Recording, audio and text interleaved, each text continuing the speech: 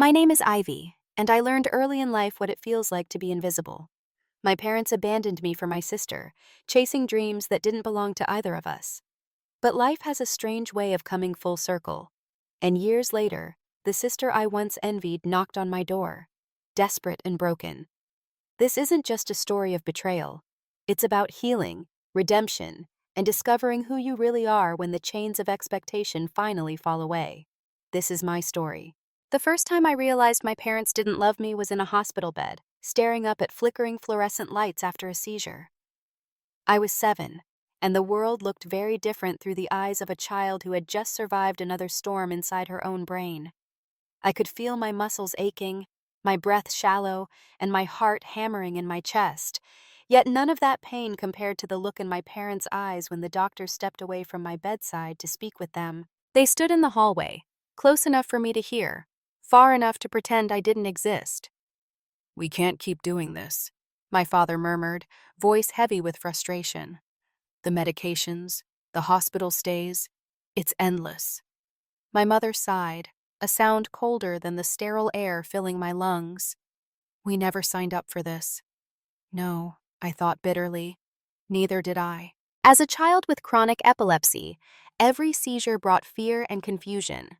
But worse than the seizures themselves was knowing I was nothing more than an inconvenience to the people who were supposed to love me unconditionally.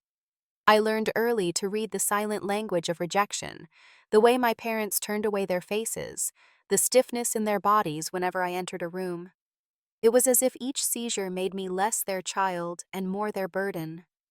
But Eliza was different. She was born healthy, strong, and full of potential. By the time she turned 5, my parents saw her future clearly mapped out in gold medals and trophies.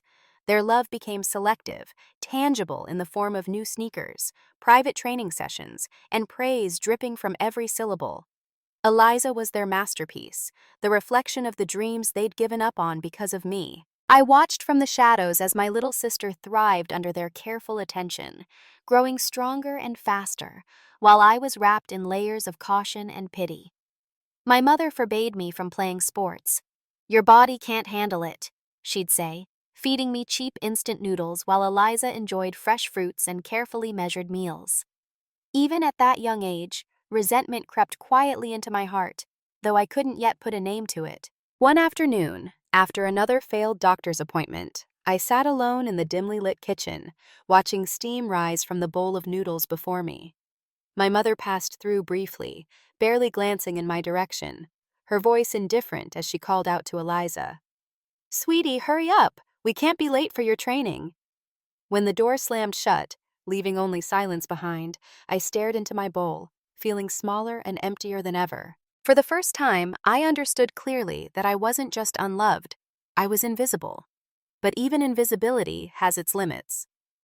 5 years later, at 12, my parents sat me down in our living room, a rare occasion, and I knew instinctively something had shifted.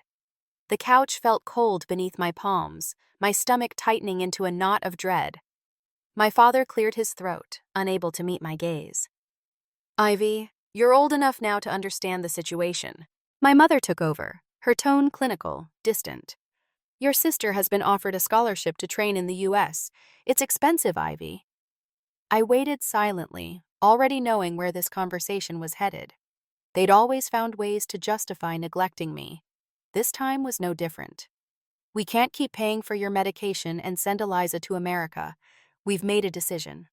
The words hung heavily in the air, suffocating me more than any seizure ever could. My mother placed her hand gently on my shoulder, her touch foreign and unwelcome.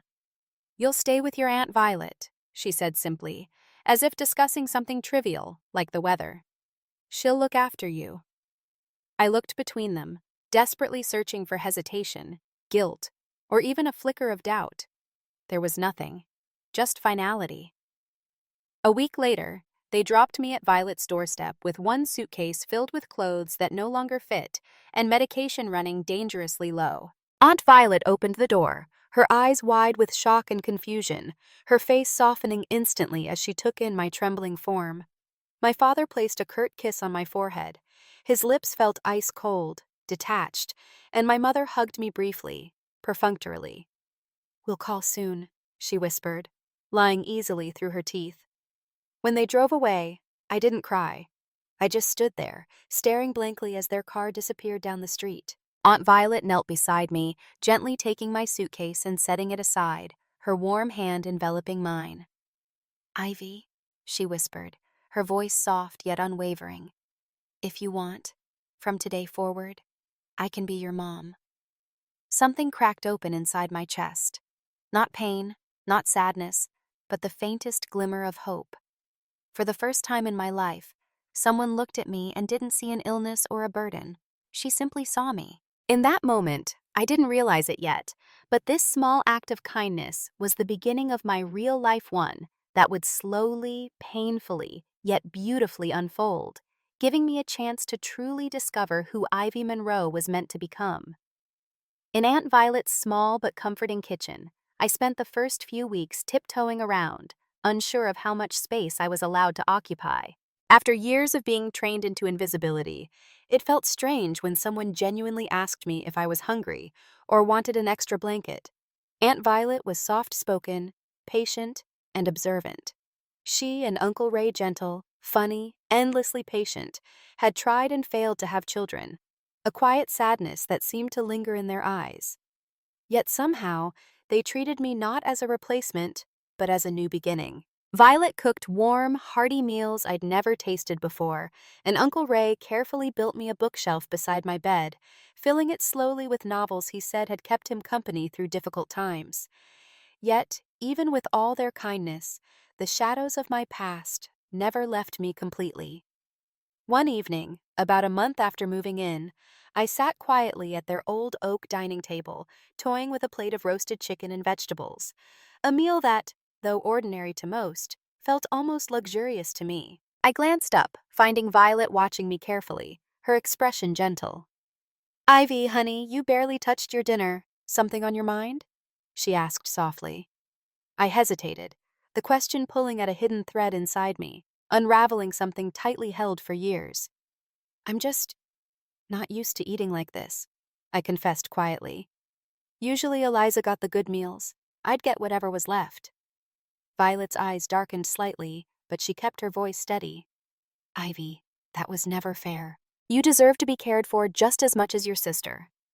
I swallowed hard, her words strangely painful in their kindness.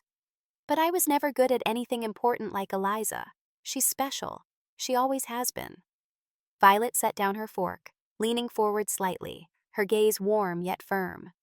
"Every child is special, Ivy, and being good at sports isn't the only way someone can shine." I nodded, though deep down a part of me still struggled to believe it. Violet reached out, gently taking my hand, her touch soft yet steady. "Ivy, I know your parents made mistakes, big ones. But Ray and we're here to give you a fresh start. You're safe here. I promise." A lump formed in my throat, hot tears stinging at the corners of my eyes. I squeezed her hand back, silently grateful, though my voice refused to come. As weeks turned to months, I began to feel a subtle shift. The seizures became less frequent, less intense, as if my body itself recognized it no longer needed to fight so hard to survive. My health slowly improved almost imperceptibly at first, until one day I realized I'd gone an entire month without a seizure. But even as my body healed, my mind still carried heavy echoes of my old life.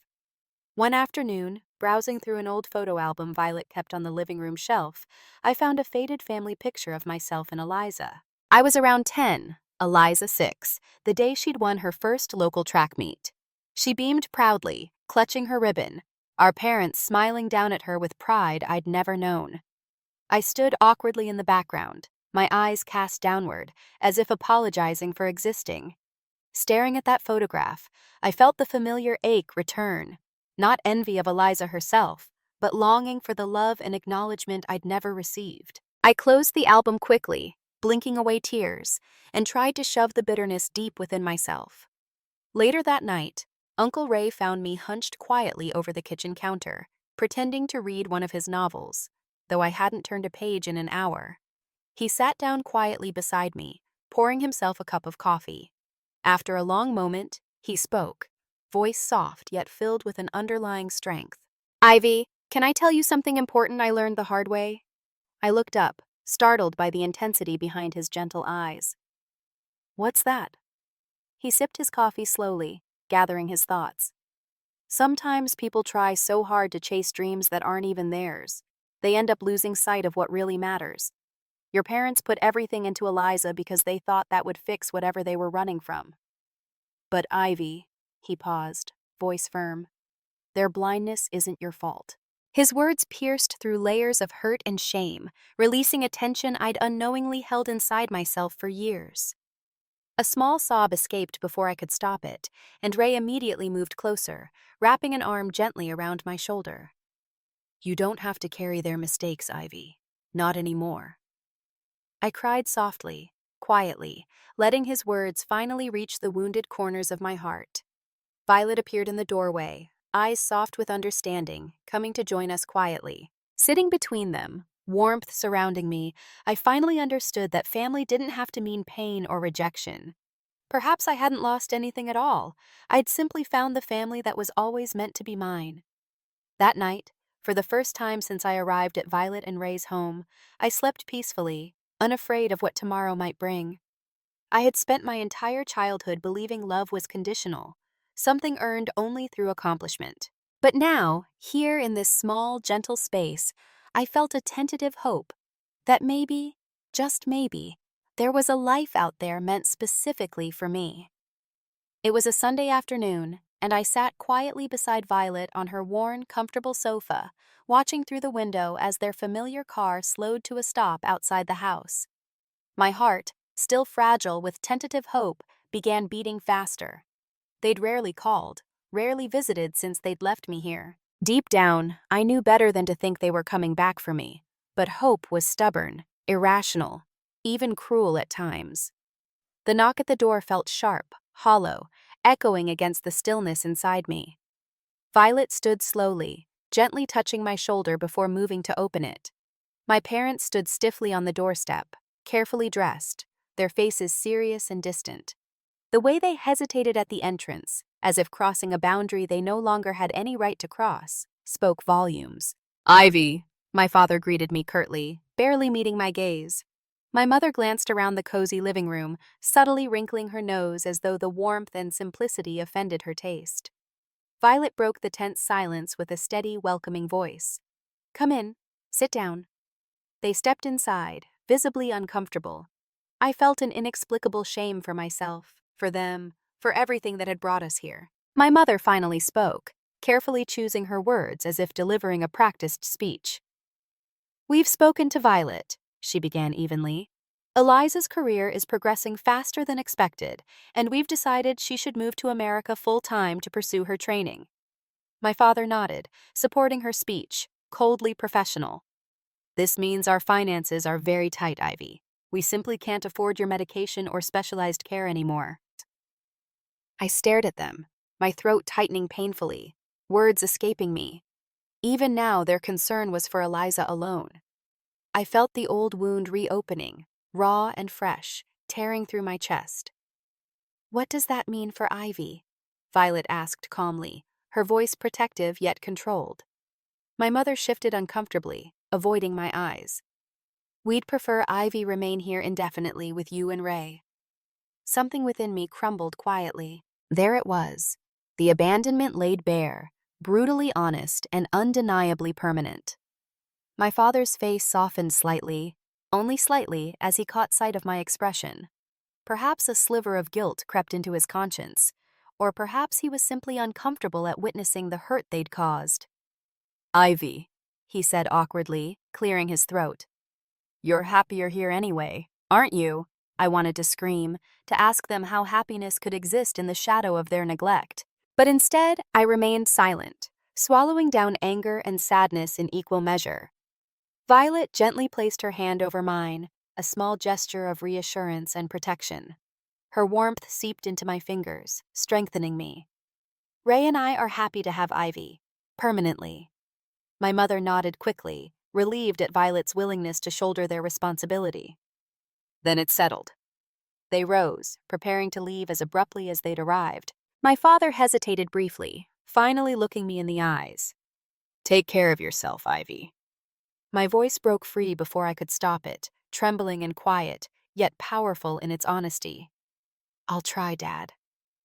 They left without another word, closing the door quietly behind them, once more leaving only silence in their wake.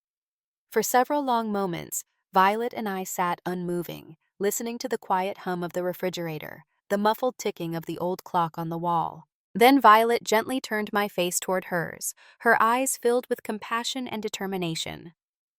Ivy, she began softly, brushing my hair away from my tear-streaked cheeks. I want you to understand something very clearly. Your parents' choice doesn't define who you are. You deserve love. You deserve kindness. And no one can take your worth away from you. A sob escaped my lips, this time not one of pain, but relief. Her words reached deep inside me, gently unraveling the twisted knots of self-doubt and shame. I leaned forward, collapsing softly into her comforting embrace, finally letting tears come freely. Violet held me tighter, whispering steadily into my ear. You're not alone anymore, Ivy. Ray and I, we're your family now, and we will never leave you behind. That evening, I sat alone in my small bedroom, staring out at the darkening sky. A quiet storm brewed inside my chest, not one of anger or bitterness, but of something gentler, acceptance, tinged with a profound sadness. Yet beneath it was a quiet resilience, born from the knowledge that Violet's promise was real. Slowly, deliberately, I took the photograph of my old family parents, Eliza, and my faded, invisible presence, and tucked it gently into the back of a drawer, out of sight. I didn't throw it away, for memories can never be fully erased, only understood. I knew I would carry these scars forever, but they no longer had the power to define me. I breathed deeply, savoring the peace of my small, simple space, a space that belonged only to me, free of judgment, free of neglect. Tonight, for the first time, I allowed myself the courage to believe Violet's words, that my worth was not something given or taken, but something I held quietly and fiercely within myself. In the years that followed, living with Violet and Ray slowly but surely reshaped my world. My seizures, once frequent storms ripping through my body, gradually became rare visitors, lingering less each time they appeared. It felt like my body itself was trying to teach me something. Pain can fade when you're surrounded by genuine care. One day, shortly after I turned 15, Uncle Ray handed me a small, carefully wrapped package. Curious, I gently tore away the paper to reveal a deck of brightly illustrated strategy cards. "What are these?" I asked, turning the cards over gently in my hands, the artwork fascinating yet unfamiliar. Ray smiled warmly. "It's a strategy card game, kind of like chess, but more creative. I thought maybe you'd like it. You've always been smart, Ivy, and sometimes your eyes sparkle with plans you keep hidden. This game rewards exactly that kind of thinking." That night, sitting cross-legged on my bed beneath a soft lamplight, I carefully arranged the cards, each vibrant character and complex rule pulling me deeper into a new world. Hours passed unnoticed, the clock's ticking replaced by the quiet whispers of strategy forming within my mind. Weeks became months, and my quiet passion turned into something greater. Local competitions turned into regional tournaments, each victory helping me realize I had something precious I'd never experienced before. Talent. Genuine, undeniable talent. Yet, the most profound victories weren't always announced on stages or applauded by crowds. One particular evening after winning my first local championship at 17, Violet found me sitting alone on our porch steps, holding the small trophy tightly, staring quietly into the fading daylight. She settled beside me, softly draping an arm around my shoulders. "You okay, sweetheart?"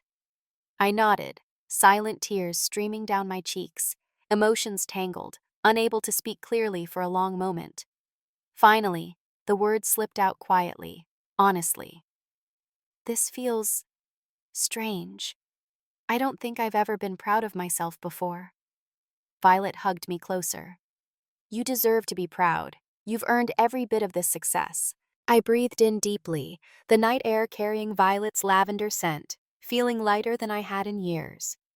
That night, for the first time, I fully understood what it meant to heal. not just physically, but from the deepest parts of the soul. When I turned 22, I stood on a national stage beneath dazzling lights, holding aloft a trophy that declared me a champion. Cameras flashed, cheers erupted around me, yet within that overwhelming noise, I heard only silence, beautiful, peaceful silence. The absence of old voices telling me I was worthless, unwanted, or insignificant. In their place stood a quiet, confident voice, my own softly declaring, "You belong here. You deserve this." After that victory, returning home felt sweeter than any applause. Violet and Ray welcomed me at the door, proud tears shining in Violet's eyes, Ray smiling warmly. "We always knew you'd find your path, Ivy," Ray said gently, "even when you couldn't see it yourself." I smiled, stepping into the warmth of their embrace. No trophy or medal ever matched the feeling of genuine belonging they provided. Yet that night, as I drifted into sleep, an unexpected call shattered the quiet. I groggily reached for the phone, confused at the late hour. "Hello? Ivy?" came a trembling voice, a voice so familiar yet lost in years gone by. "Eliza?" I asked softly, disbelief mixing with a strange dread. My sister's voice cracked with desperation, and for the first time ever, I heard deep, raw vulnerability from someone who'd always seemed unbreakable. "I need your help. Please. I have nowhere else to go." My heart thundered in my chest, years of complex emotions suddenly flooding back. But deep down, I already knew my answer, because despite everything, I could never turn away someone who now walked the very path of pain I once knew too well. "Tell me where you are," I said gently. "I'm coming to get you."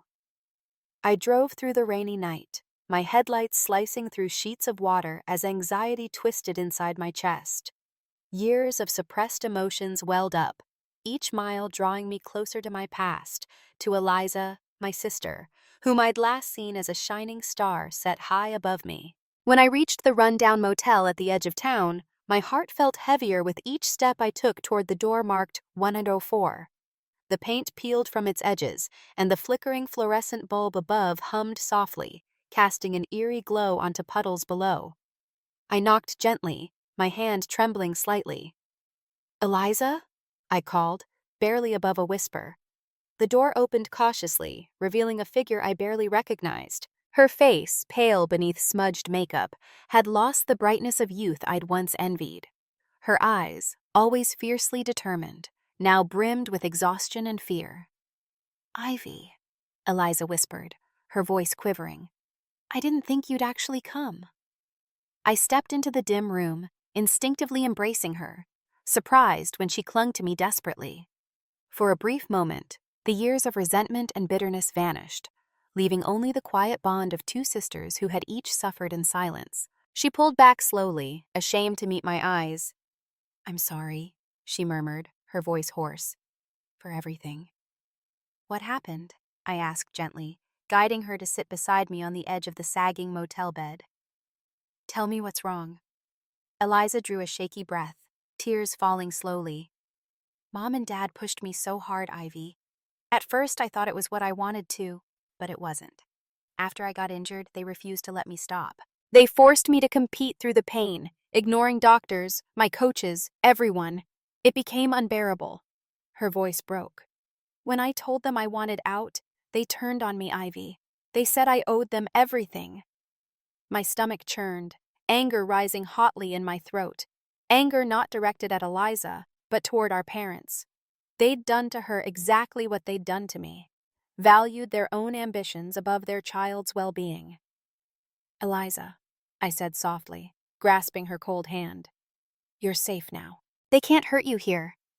She nodded weakly, gripping my fingers tighter. "I'm so ashamed. I knew how they treated you, and I never did anything. I just let them push me forward, pretending I was blind to your pain." I swallowed the lump of emotion that rose in my throat. "You were a child, Eliza. They manipulated us both. But now we can finally escape." She shook her head, eyes wide with anxiety. "They won't stop, Ivy. They'll find me. They threatened to ruin my life if I ever tried to leave." Determination surged through me, fueled by years of silence and submission. They can't control us anymore. We'll figure this out together. Let me help you, like I wish someone had helped me. Eliza's gaze held disbelief, then slowly transformed into quiet hope. She squeezed my hand gently, her expression one of hesitant trust. Thank you, Ivy. I don't deserve this. You do, I said firmly. We both do. I brought Eliza home to Violet and Ray's warm, humble house. At first, she moved cautiously around the unfamiliar comfort, awkwardly accepting kindness she'd been starved of for too long. Violet embraced her with tenderness, Ray's gentle humor breaking down the walls Eliza had carefully built. Days turned into weeks, and slowly Eliza began to heal, much like I once had. But beneath her recovery lingered an uneasy tension, an awareness that our parents wouldn't simply fade into silence. We both waited quietly for their inevitable response.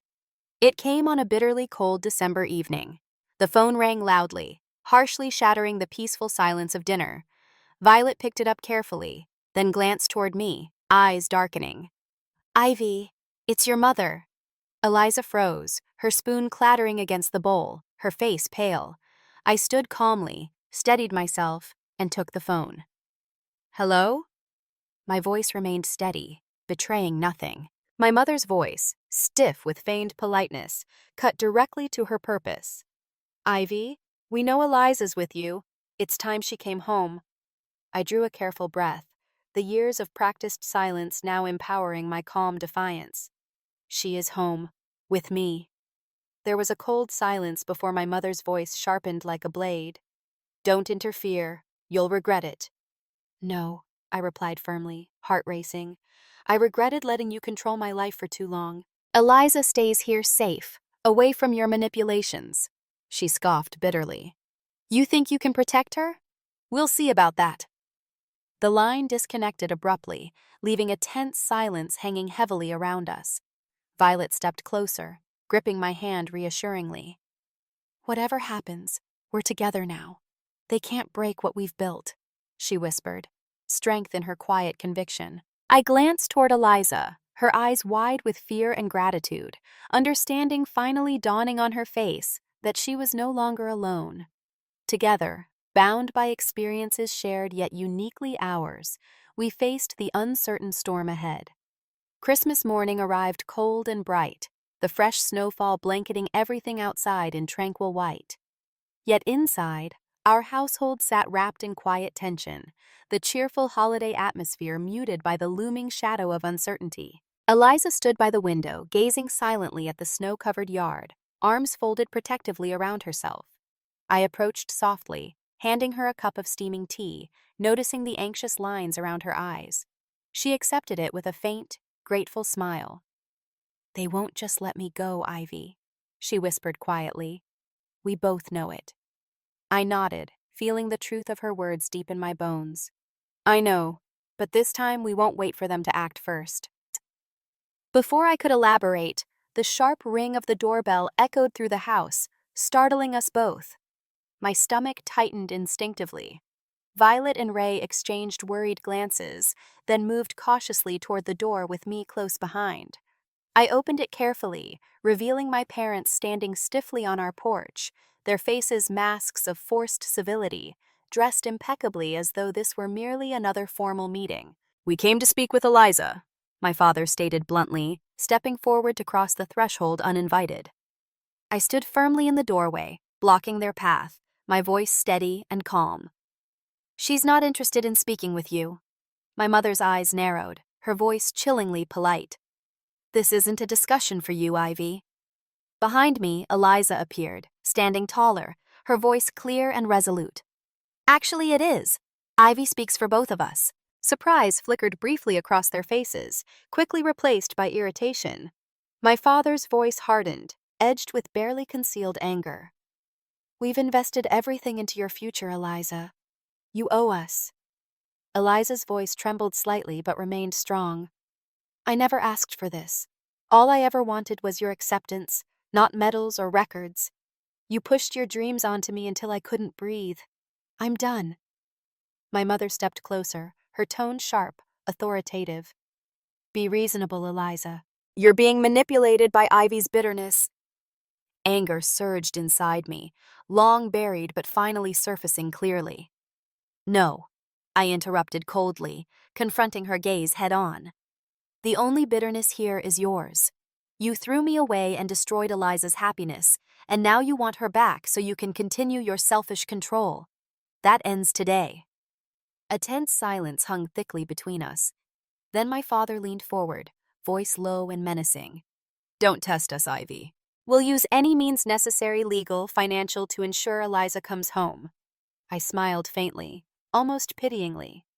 Do your worst. We're ready.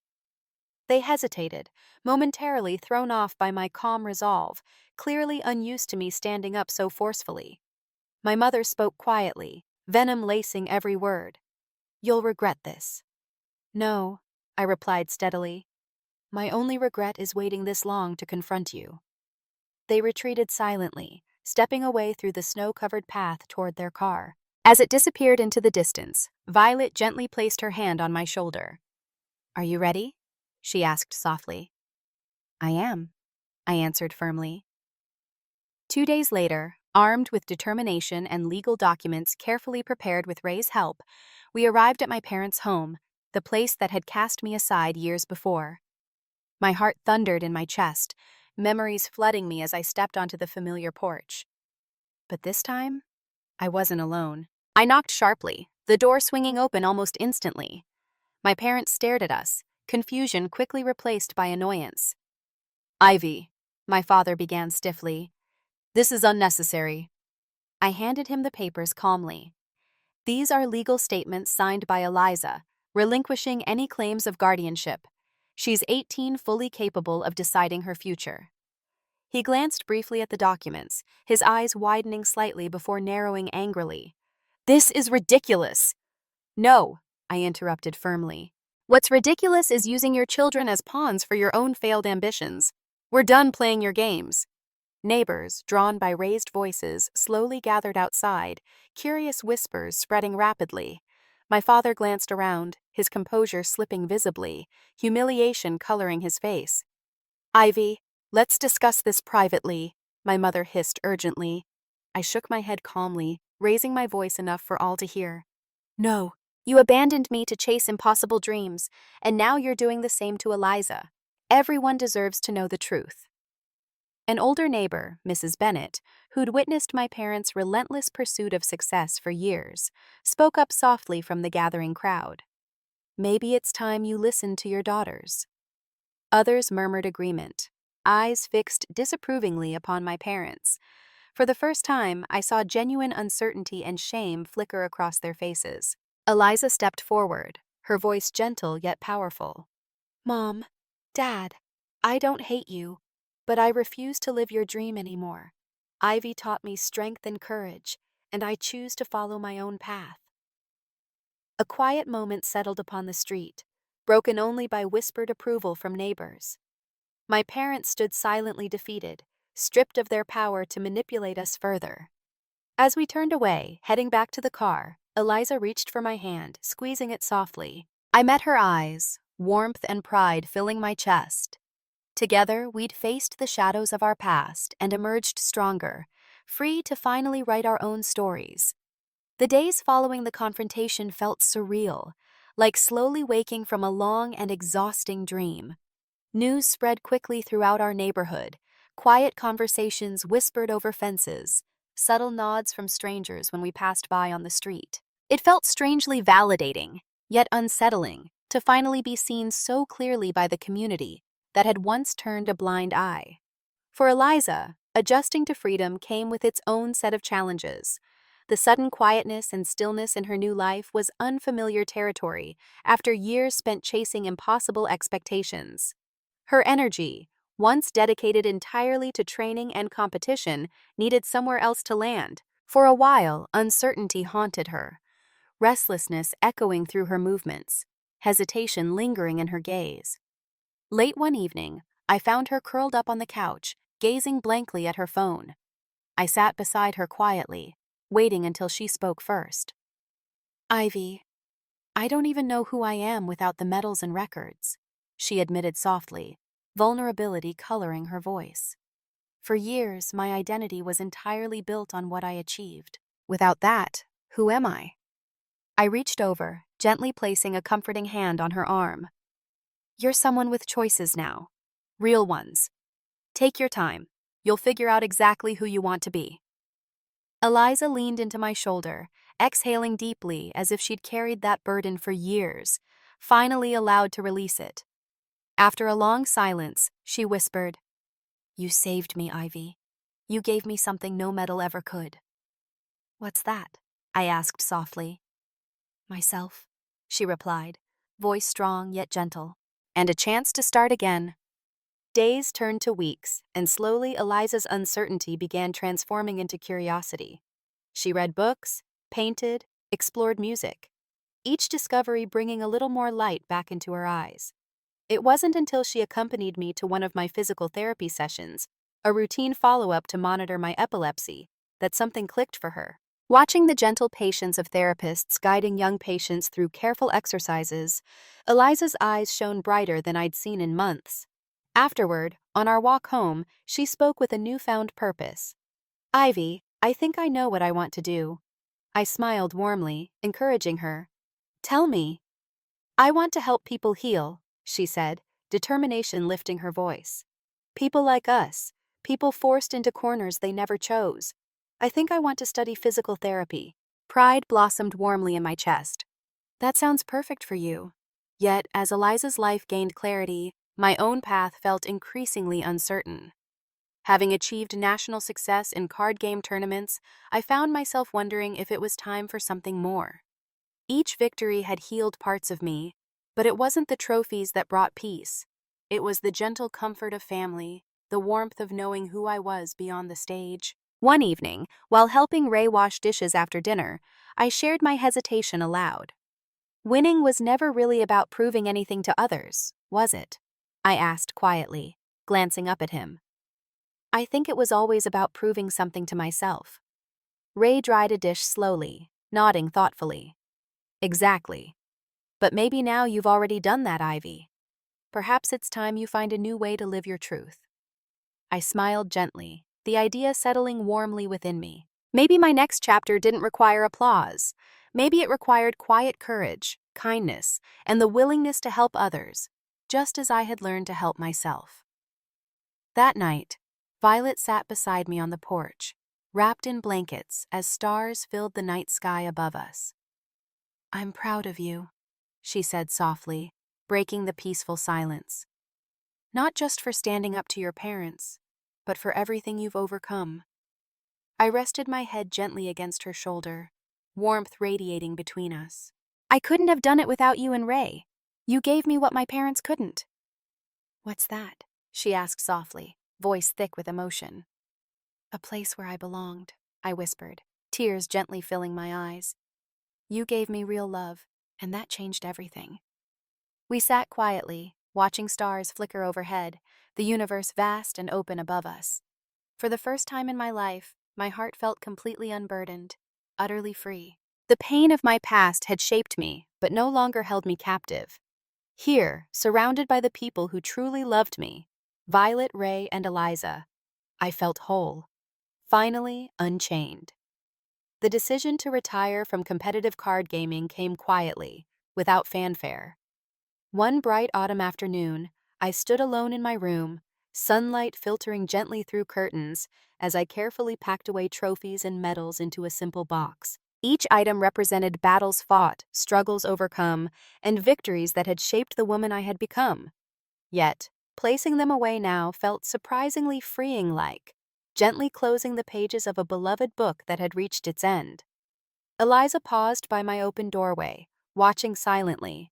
Her expression was gentle, contemplative. "Are you sure you're ready to let it go?" I nodded slowly, smiling softly as I sealed the box.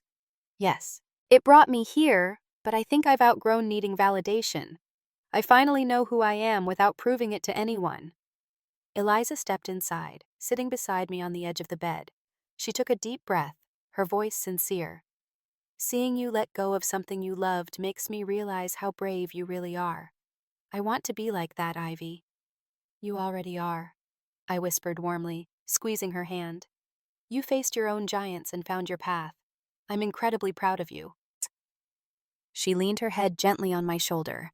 Silence stretched warmly between us, a silence filled with mutual understanding and comfort.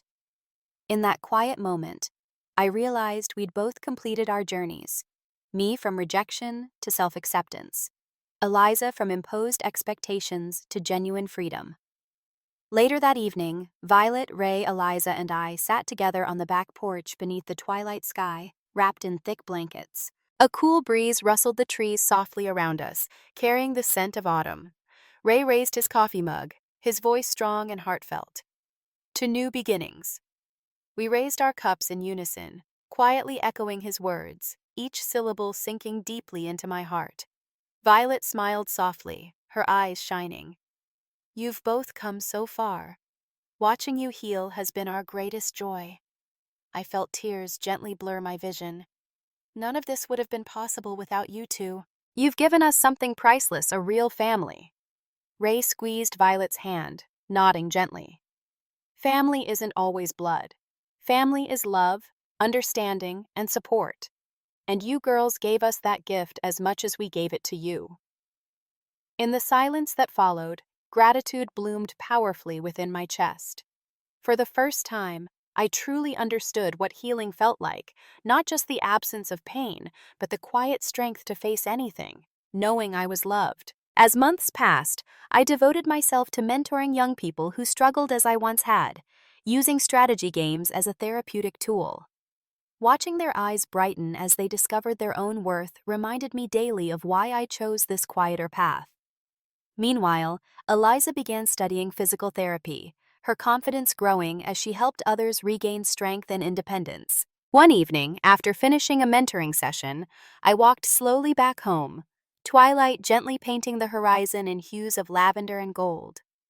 Turning the corner onto our street, I paused briefly, my breath catching at the simple beauty of our home, warm lights glowing softly within. Inside, Violet stood at the kitchen counter, humming gently, stirring a pot on the stove. Ray sat quietly at the table, his reading glasses perched on his nose, glancing up as I entered with a smile. "You're home early," he noted warmly. I nodded, stepping inside and slipping off my coat, the familiar warmth surrounding me like an embrace. Yeah, the session finished sooner than expected. Ray watched me quietly for a moment, thoughtful. "You look peaceful, Ivy. Happier than I've ever seen you." "I am," I replied softly, feeling a quiet contentment deep in my heart. For the first time in my life, I really am. After dinner, I sat quietly on the porch steps beneath the stars, savoring the peaceful silence. Violet came to join me, handing me a steaming mug of tea as she sat beside me. She gently placed her hand over mine, voice gentle, but filled with quiet strength. "When you first arrived here, Ivy, you were carrying the weight of the world, but you never gave up. You taught all of us the meaning of courage." I turned to her, tears slipping quietly down my cheeks. "You and Ray saved me. I never knew love until I found you." She smiled softly, squeezing my hand. "We gave you a home, but you found your own strength. You chose to heal." I nodded slowly, letting her words settle gently inside me. That truth resonated powerfully. Healing was a choice I'd made myself, guided by the unconditional love Violet and Ray had provided. As Violet went back inside, leaving me alone beneath the quiet stars, I felt the gentle weight of gratitude settling comfortably within my chest. I realized, finally, that gratitude was not just a feeling. It was the quiet understanding that every scar I bore had brought me to this moment of genuine peace. Eliza stepped outside, quietly joining me on the porch. Her expression held gentle contemplation, her eyes reflecting the calm night sky. "Ivy," she whispered softly, breaking the silence, "do you think we'll ever fully leave our past behind?" I shook my head gently. "We don't have to." Our past shaped who we are, but we're no longer chained by it. It taught us resilience, empathy, and strength. Now it's a part of our story, not the whole of it. She smiled softly, leaning her head gently against my shoulder. "I'm glad our stories intertwined. You taught me how to find my voice, Ivy. I squeezed her hand gently, a deep sense of peace and belonging warming my heart. And you taught me how to forgive not just them, but myself. We stayed quietly beneath the stars, our silence speaking volumes. The journey had been long and difficult, filled with betrayal, heartbreak, and pain. But in the end, it had led us here, to a place of healing, gratitude, and profound peace. For the first time in my life, I truly understood what rebirth meant. Not erasing pain, but transcending it, transforming scars into strength, resentment into compassion, and rejection into unconditional love. This was my true victory, quietly celebrated in the peace of the family I'd chosen. My life was no longer defined by those who left me behind, but by those who chose to stay. Finally, I was free.